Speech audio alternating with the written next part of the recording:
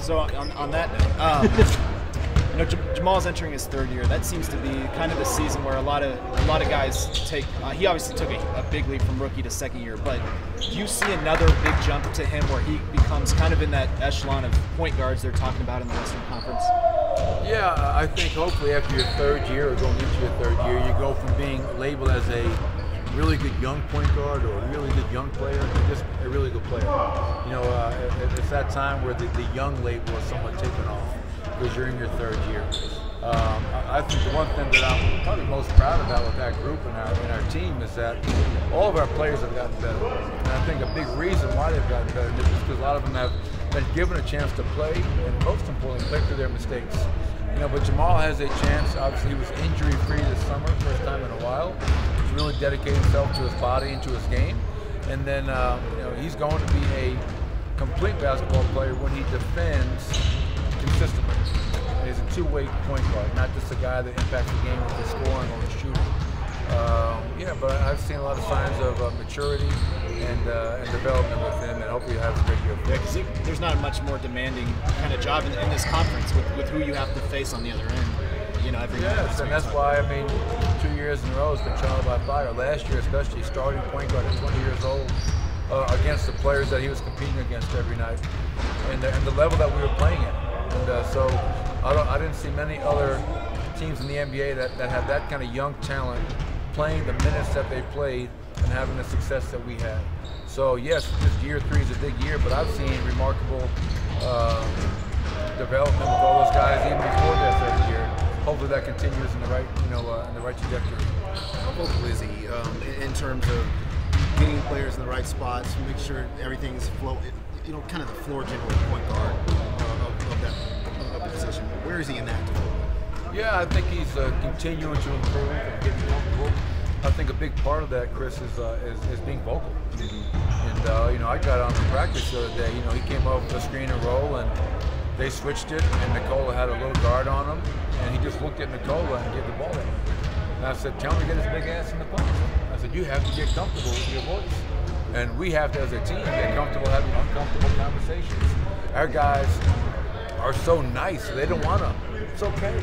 Like, you guys all care about each other, you all love each other. Well, love him by telling him where the hell he needs to be. And I think that's going to be a big thing for him, Nikola, and Gary, is getting comfortable with that voice. Not just for a point guard, to your point, as a floor general, running the team, getting guys in their spots, but also getting on each other and holding each other accountable. And that's going to be hopefully a huge part of our growth this year. I think we heard you say the other day that you encouraged like a silent defensive drill, something like that, to encourage communication, encourage leadership.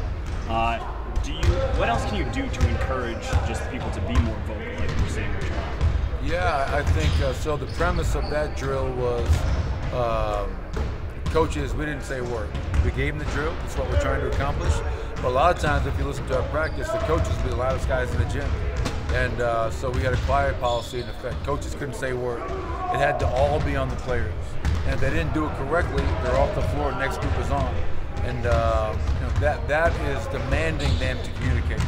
And I think the more we do those types of drills, the more comfortable they get to communicating. And then obviously, part of communicating is also hearing and listening and understanding. I got to honor the communication, whatever it might be, especially from a defensive standpoint. So a quiet group overall, but I see signs of growth in terms of guys getting a little bit more comfortable and consistent with the communication. Because when you communicate, the biggest reason we want to do that, one, we think defensive talk is intimidating.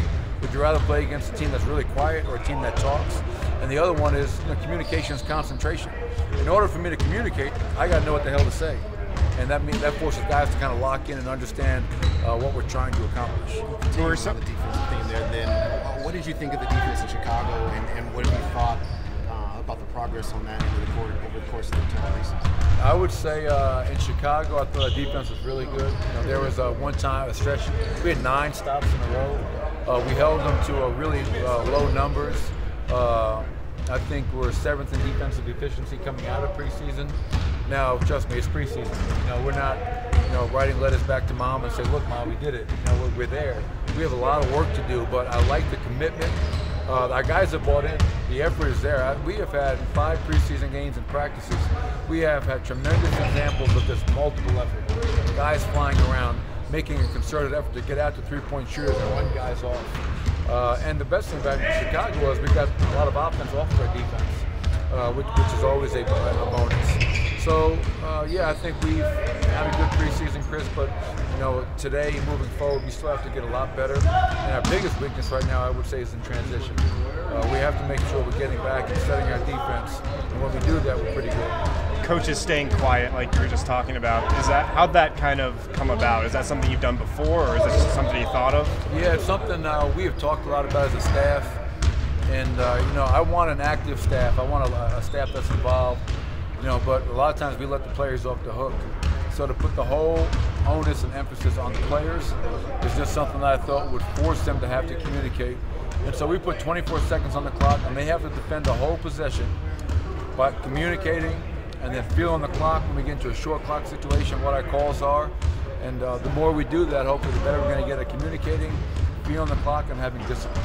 Notice any guys in particular stepping up in that regard with communication and being more vocal? I would say, you know, Mason Plumlee is a really good communicator, but, you know, Paul is a quiet guy, but I've seen Paul is really making the effort to be a little bit more vocal. Nikola Jokic, you know, he talks, he's got to be able to project his voice and be a little bit louder with his talk. You know, we always preach talk early, loud, and continuous.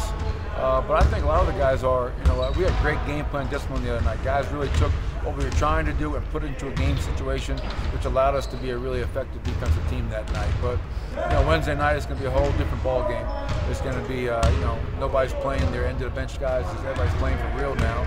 And that's going to be a challenge, you know, for the next 82 games. When you go from preseason to regular season, from your experience, is there a switch that guys have to flip just in terms of the intensity and the mentality they're playing with? For us, I hope not. You know, our whole thing with preseason and our 5 games has been, you know, we're not good enough to flip a switch. You know, we had to flip a switch getting ready for the Lakers in San Diego. And I think, you know, we had moments in that Perth game where we didn't play with that sense of urgency that I would like to have seen. But overall, in 5 games, I think we've done a really good job of playing with the kind of effort and urgency that we need to play with every night. It's not always going to be perfect, but I think hard work and effort can cover up for a lot of mistakes. But no, I don't want us to think we can flip our switch on now because it's regular season. We treated our preseason as a regular season, and I think a lot of good came out of it because of that. Thanks, guys. We got Jamal for you right here. Adam, sorry, man. Too slow.